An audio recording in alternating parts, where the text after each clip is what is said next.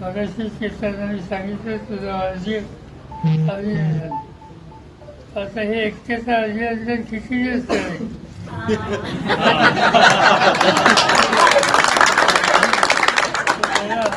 आम्हाला अक्षराचा राहू नका. चाललेली व्यक्तिगत जीवनात आधार नसतो. हा घरात त्याचे आधार दुसरा नोकरी करत नसतो. त्याचा विचार गांभीर्याने करते अशी अपेक्षा करूया आणि माझ्या शुभेच्छा.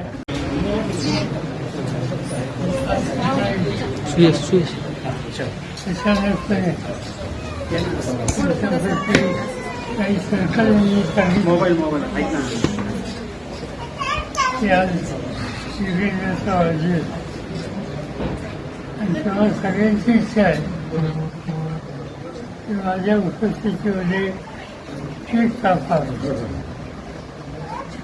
आनंद आहे की मला हजर असतात.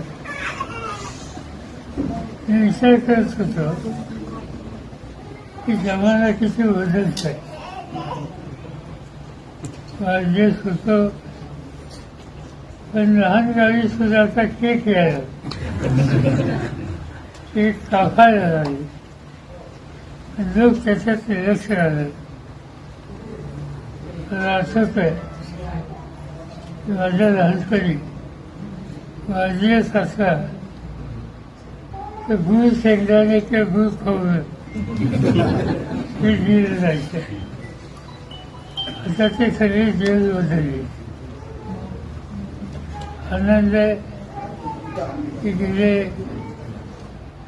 काही दिवसापासून तुम्हा लोकांच्या बरोबर युगेंद्राने कामाची सुरुवात केली.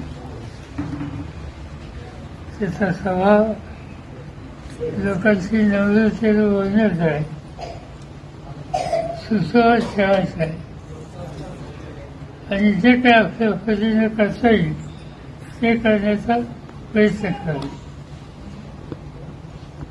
या बाबतीत तुम्ही लोकांनी आम्हा लोकांची तुलना करता खावं. मी असो किंवा अजित असो, पण एक गोष्ट लक्षात ठेवा की आम्ही राजकारणात ज्यावेळेस होतो तेव्हा सरकारी आमच्या हातात. आज युगेंद्राला तुमच्यावर काम करायचं आहे, सरकार त्यांच्या हातात नाही. त्यांच्या हातात कष्ट करायचे, माणुसकीचे संबंध करायचे,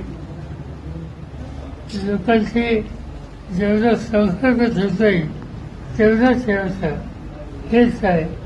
आणि त्यासाठी तुम्हा सगळ्यांची साथ त्यांना पाहिजे.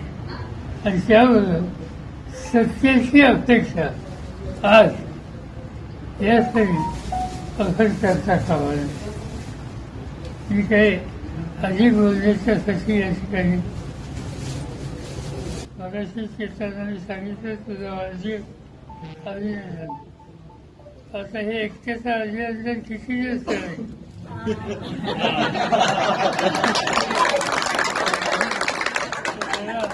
आम्हाला अक्षराचा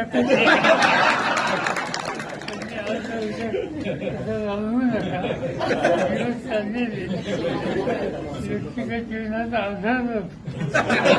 हा घरात त्याचे आधार दुसरा नोकरी करत नसतो. त्याचा विचार गांभीर्याने करते अशी अपेक्षा करूया आणि माझ्या शुभेच्छा.